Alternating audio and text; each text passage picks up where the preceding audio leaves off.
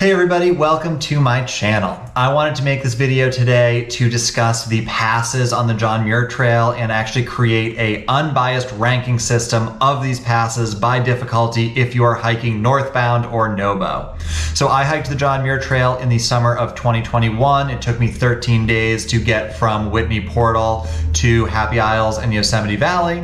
And throughout that hike, I did all 10 of these passes, and I wanted to see kind of by the numbers how they stacked up against each other. In order to come up with this unbiased ranking, I used Gaia GPS to find the distance, the elevation gain, the maximum elevation of every single pass, and then I did a little bit of math. I did the elevation gain divided by the distance, basically to get like a gain per mile or sort of a steepness factor. Once I had those numbers for every single pass, I ranked them against each other, and then from those rankings, I managed to come up with a list. So in this video, we will go from the easiest pass, number 10, all the way up to number 1, and let's get into it. Coming in at number 10, the easiest pass on the John Muir Trail, this should be no surprise to any hiker, is going to be Island Pass. So Island Pass from the JMT PCT Thousand Island Lakes Trail Junction to the top of the pass is 1.77 miles, gaining 472 feet for a gain of 266 feet per mile before it tops out at about 10,200 feet.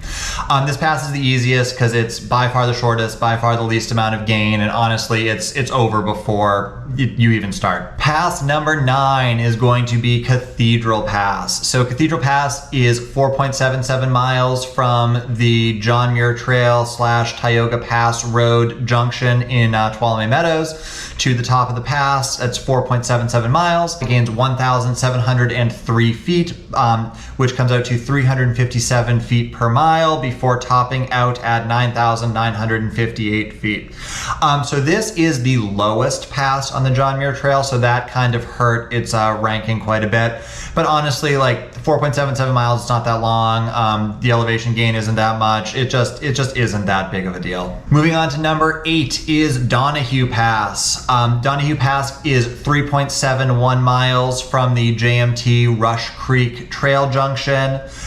In those 3.71 miles, it gains 1,478 feet for a steepness value of 398 feet per mile before it tops out at 11,075 feet at the boundary with Yosemite National Park. This pass came in pretty low on the list, namely just because it's really not that long. It doesn't gain all that much, but because it tops out at 11,000 feet, that bumped it up a little higher. At 11,000 feet, you're sucking down a little more air than you would be a little lower. Moving on to number 7, this is going to be Mather Pass. So Mather Pass doesn't really have any distinguishing feature that made it rank really, really high anywhere. So that's kind of why it ended up down here. So Mather Pass from the South Fork of the Kings River to the top of the pass is 5.55 miles. It gains 2,174 feet for a steepness value of 391 feet per mile on average before topping out at about 12,100 feet. Mather Pass is super beautiful, really enjoyable hike. But it just, it's not the longest, doesn't have the most gain, doesn't have the highest. It really doesn't have anything that makes it rank really, really high or make it really, really difficult. Okay, pass number 6, getting into the more serious ones. Coming in at number 6, we have Glen Pass.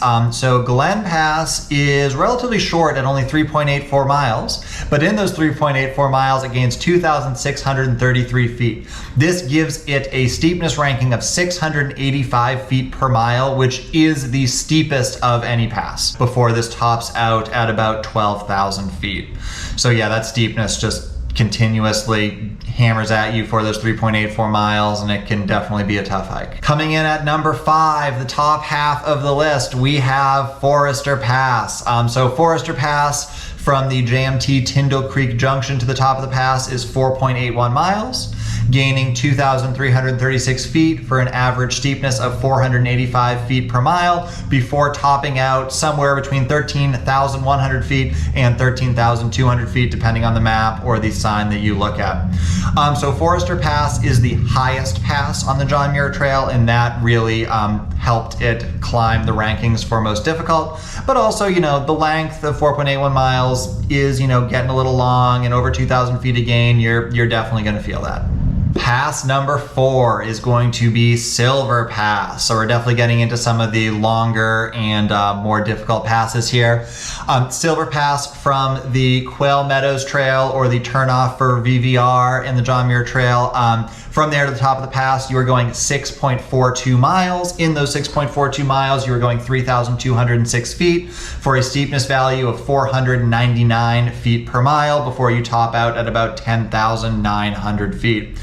Silver Pass is getting pretty long, and it's a little relentless, especially in the middle. There's a section that's very, very steep, and that makes it a tough one. Coming in at number 3, top 3, we have Seldon Pass. So Seldon Pass, you could either consider the start to be Muir Trail Ranch, MTR, where a lot of hikers resupply, or you also could consider maybe like the Paiute Canyon, JMT, Trail Junction, or the end of Kings Canyon National Park, whatever you want to say. In that span, you're going about 6.83 miles, gaining 3,407 feet for a steepness value of 498 feet per mile before you top out at 10,900 feet.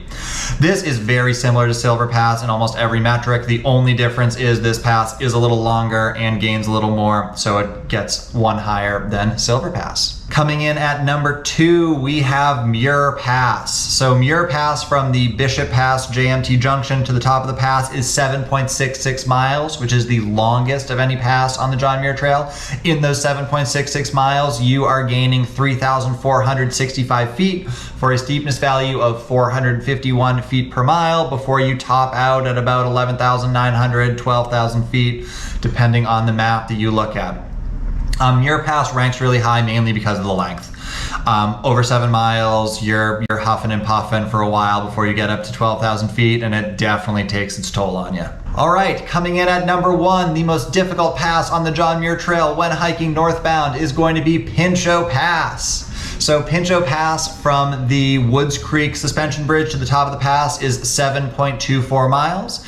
In those 7.24 miles, you are gaining 3,715 feet, which is the most gain of any pass on the John Muir Trail, and that averages out to 512 feet per mile, which is pretty serious. And then the pass tops out at about 12,100 feet.